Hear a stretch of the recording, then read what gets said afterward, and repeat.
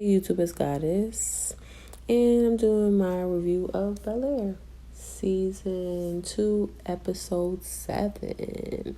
So in this episode, we went, because last episode, they had the family reunion, and we got deep into the information about G and looking for his son, and, Will convinced Aunt Viv and Uncle Phil to help G find his son. So this episode, we meet his son Frederick, and they basically help G actually meet up with his son and talk with him, and just like express to him the reason why he wasn't in his life and what happened. So they meet up. Aunt Viv facilitates that, and they meet up.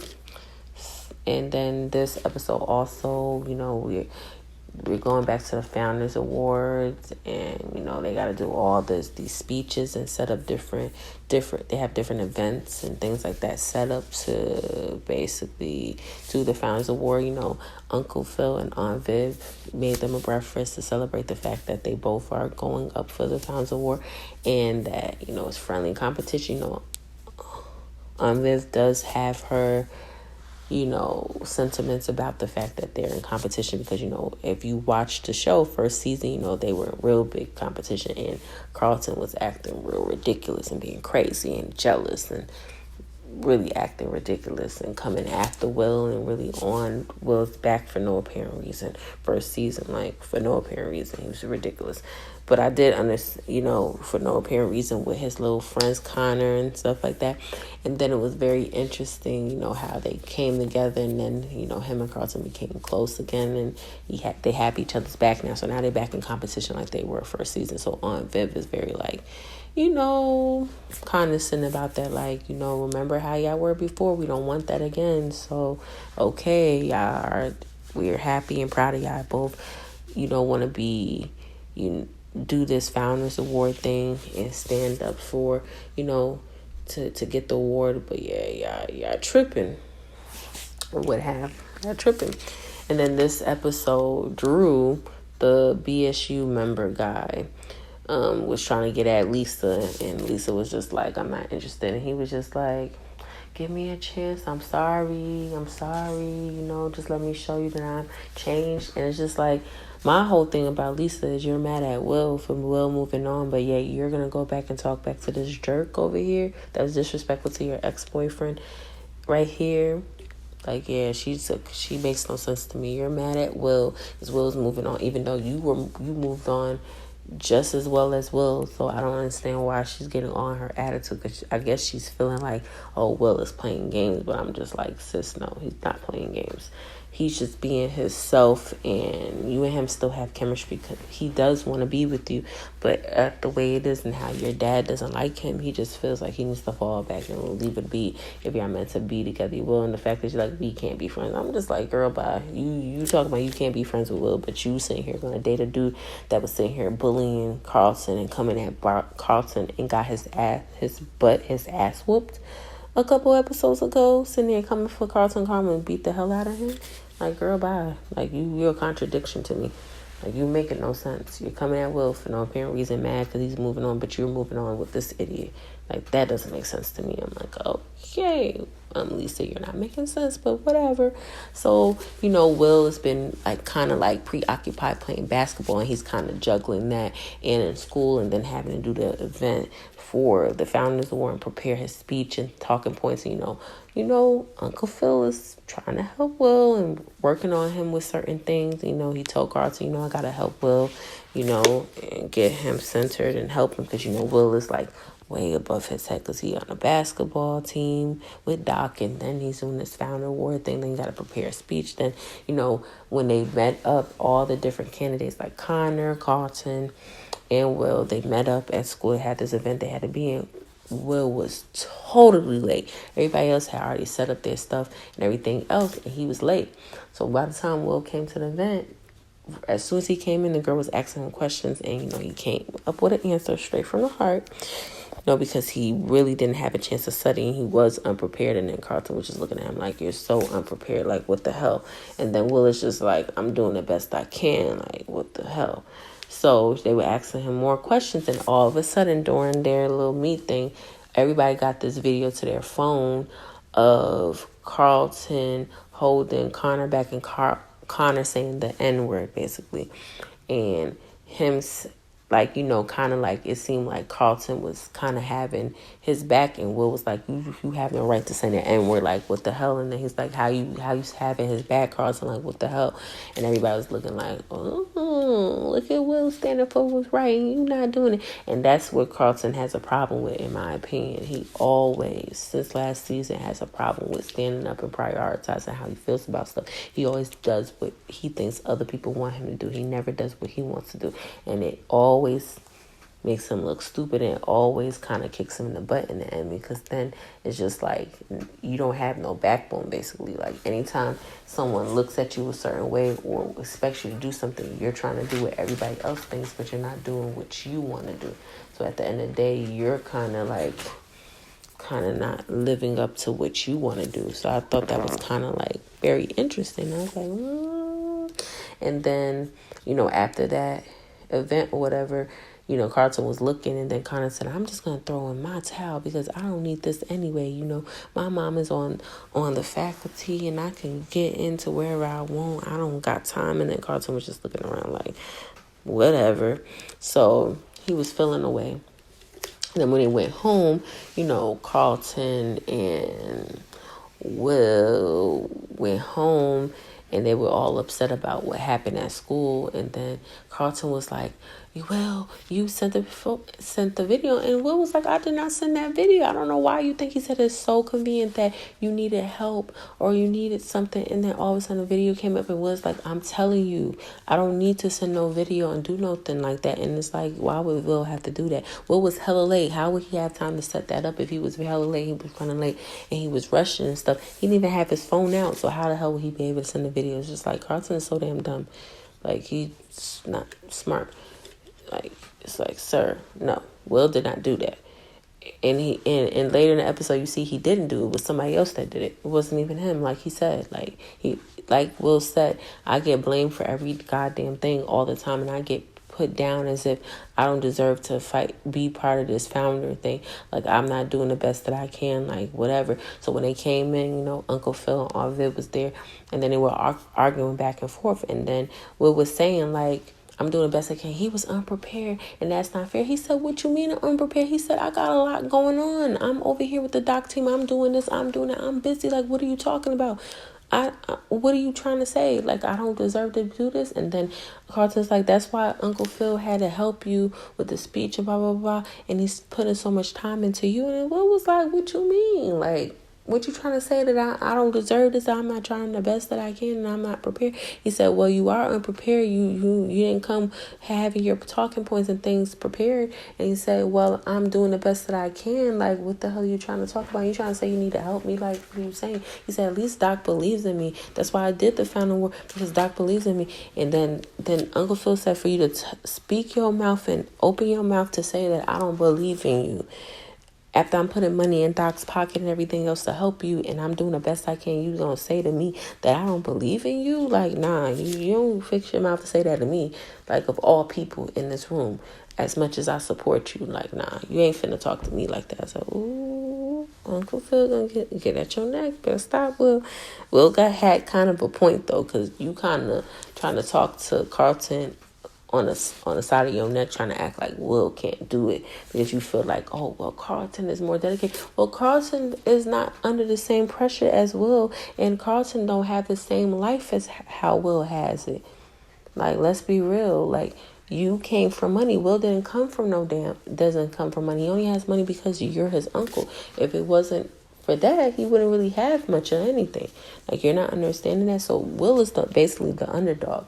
He didn't grow up the way Carlton has grown up. He didn't have all the same things behind him like that. So for Carlton to be acting like that, I'm just like, see, Carlton, this is what he's talking about with you. You being mad extra like usual. Like, you making it about you like always, and it ain't about you. That's not fair to Will, what you're doing. That's kind of selfish and messed up. I'm like, see, this is what Will is talking about. This is what Will's talking about. That's why Will can't deal with you, because you be doing too much all the time, every single time. It's just too much. And then in the end of the episode, come to find out, Drew is the one that sent the video, not Will. And Will's like, see, that's crazy how I'm getting blamed. And people coming at my neck for saying, you the one who said that. He said, oh, you can't prove it. You can't prove it. And he just like, he said, be thankful. Because now you're the heading in the Founders Award. And Carlton them is not. And I'm just like, Drew, he didn't ask for your help. Like, see what I'm talking about? Yeah, Drew is a troublemaker. And then this is who Lisa is sitting here pushing Will. It's like getting the attitude with Will. And this is the guy that she all interested in. And he's such a manipulator and user. Like, I'm just like, And you thought Will was bad. This motherfucker right here, he's the worst. He's a manipulator, and he's self-centered, and he's horrible, and he's like a piece of garbage. He's a true ass. Like, I do not like Drew. I have not liked him, period, because he always got something to say out his mouth. Like, that's why you got your face rocked. And that's what Will was saying. That's why Carlton whipped your ass the last damn time. That's why you got your face rocked. Because look how you move. Like, you getting me all in trouble with my cousin and everybody else thinking I sent it and I didn't even send the video. Like, that's crazy. That's crazy right there. I'm like, yeah, that is crazy. That's why I don't like him. I didn't like him from the beginning. And Lisa said, I'll give you a chance because you're being desperate because she mad at Will because Will is with the Jackie girl. Like, how you mad because he's talking to someone else, like, and you talking to Drew? Because Drew wasn't your option no more and you were mad at him. Oh, Will, now you want to talk back with Will. Nah, girl. Good night. Have a good day. Like, yeah, this is a contradiction to me.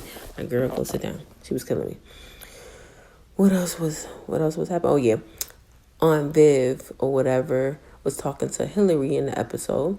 So during the episode, Viv was talking to Hillary, and she admitted to Hillary that anonymous painting was her painting, and how, Janice or whatever was not happy, like really didn't like the artwork, and she didn't want to say that was her artwork because of what it would do to other people and how people would feel about it. And she was telling her, now you gotta make yourself known, you gotta stand for your work, because that painting was cool. Look at all these because Janice was sending her all the negative reviews that she was receiving for the show, so she was kind of stressed out.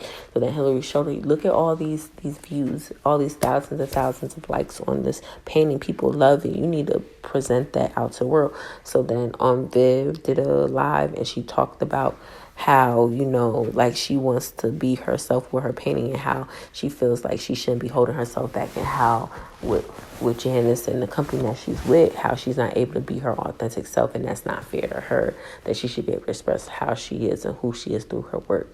And that if they're not accepting of her work and what she wants to represent with her work and what she's doing, then they're not trying to have her as an artist or want her working with them then.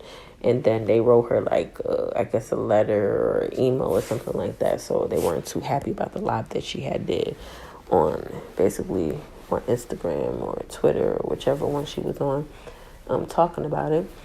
And also this episode, Uncle Phil met up with Erica, and the client that he wanted to get back for his firm actually is with Erica. So they had brought him in to meet with where she's working now, and they sent him this big, he basically met with everybody, and everybody was real positive. They really want Uncle Phil. They want him with them, and they giving him a good price point and gave him all the reasons why that he should be with them and go with their company and things of that nature. So I was like, oh yeah. So he had a lot to consider. He was thinking about it. He saw it. And he was like, yeah, I'm really considering it.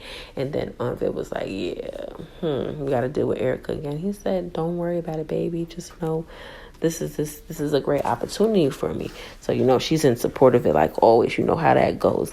And this episode, we got to get into it right here. Jazz and Hillary. So, last episode on Family Reunion, LaMarcus, her ex, was there. Jazz wasn't part of that episode. He was pissed, that she had chosen to talk back with her ex and bring him to the art show and things like that. So last episode during the family reunion, he was nowhere to be found. He wasn't barely even answering. Towards the end of the episode, he did respond and answer to her. So this episode, Will is trying to get in the middle of it because he knows LaMarcus is trying to get back Hillary. So he trying to help Jazz and be like, yo, you need to take her on a date. You need to really push hard and really like go at her, like take her somewhere really nice, like the best that you can, to show and prove to her that you really want to be with her. And then Hillary was like, to Will was telling Hillary, like, he cares about you, and, you just got to be open to the situation and just let everything be. And then Hillary's like, okay, but, like, he has to, show me, like, that he wants this, because I'm not too sure about it, because he didn't show up to the family reunion. He was actually, like, ghosting her, like, literally not talking to her for no apparent reason, because he was mad. So they did go out this episode. They had a good time. But then there was an issue in regards to his card. And when they swiped his card, it didn't go through the first time. So he just told the lady, like, the waitress, like, just swipe it again.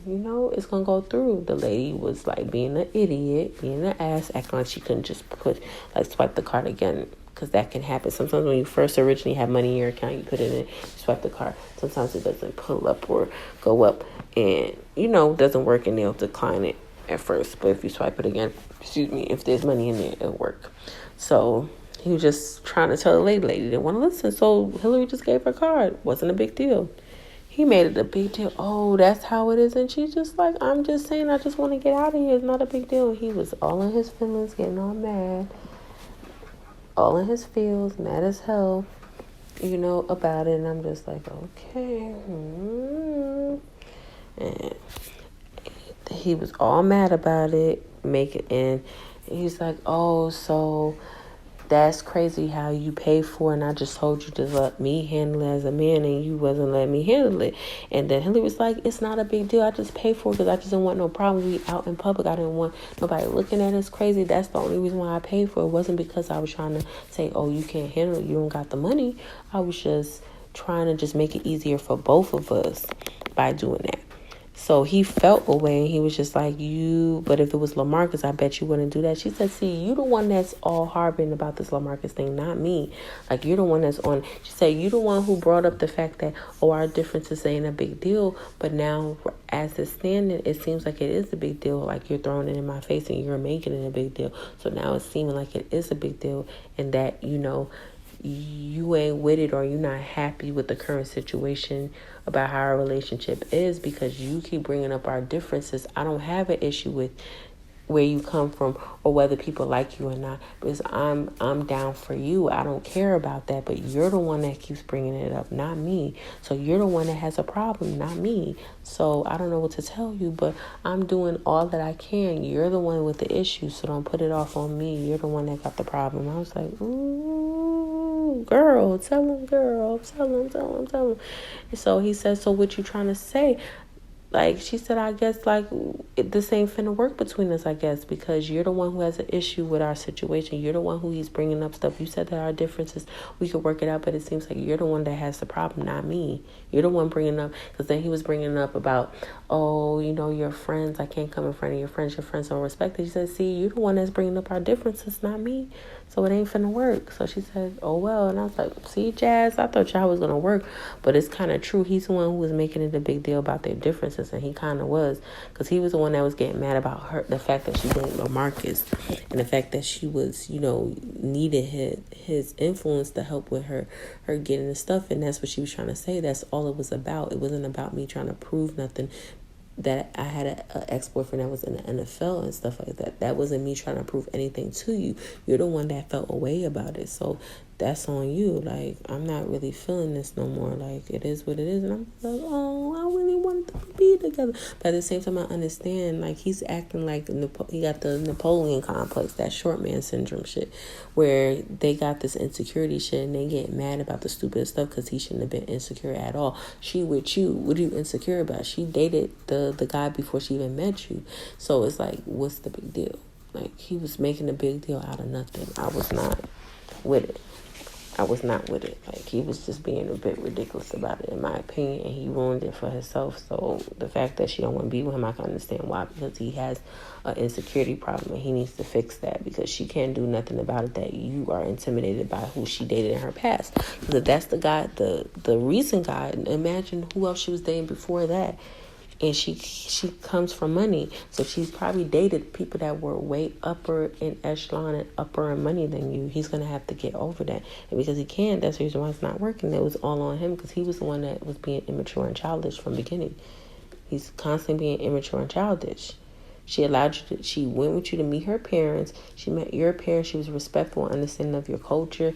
She was real good. It's just like he's the one with the issue. So for me, it's like, Jazz, you messed this up for yourself. Sorry, boo. I wanted y'all to be together, but you just messed it up because you was being immature and having that Napoleon complex and that issue right there. And also, and continuing on to the episode, Will was hanging out with his teammates. His teammates at school with him, and he actually got a chance to like have him drive in his car and like him get to know his teammates. And then they finally understood that Will doesn't come from money. That's his uncle. That's what he was trying to make them see, and they finally got it. Like, this, I don't come from money. My uncle does. I'm from Philly. I had to work for everything I ever had. Like, I deserve this. I worked to get here. It wasn't handed to me. That's what I'm trying to tell you. And then they got some little respect for him. Then this episode, Jackie, she was drinking and acting a fool at the party. And then he was telling her, you need to calm down with the drinking, because she was drinking a lot. And she was just like, come party with him. And he was hanging out with his teammates. So he's like, I'm hanging out with my teammates right quick. And she said, I know when I'm being blown off, forget it. I'm like, ooh, okay, girl.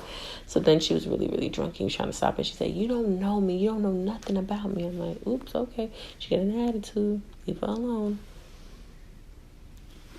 And then she was like really drinking, and they fell asleep at the table. And then the team was like, well, that's for you. You're going to have to tell Doc. You're going to have to deal with Doc. So then he basically took her, picked her up, dropped her off at Doc, and rang the bell. Was like, here she is. And then Doc's like, I'm going to put her in bed or whatever. And Doc was saying, like, telling him the history about Jackie and how Jackie's mom had her at a young age, and how he ended up having to take care of her and things of that nature, and how, what she's been through. And he's trying to stop her from being like the sister and having a child at a young age and going down the same path that he's having her back. And then he was talking with Will, and then Will was like talking with him. He said, I understand, it was not easy for me either.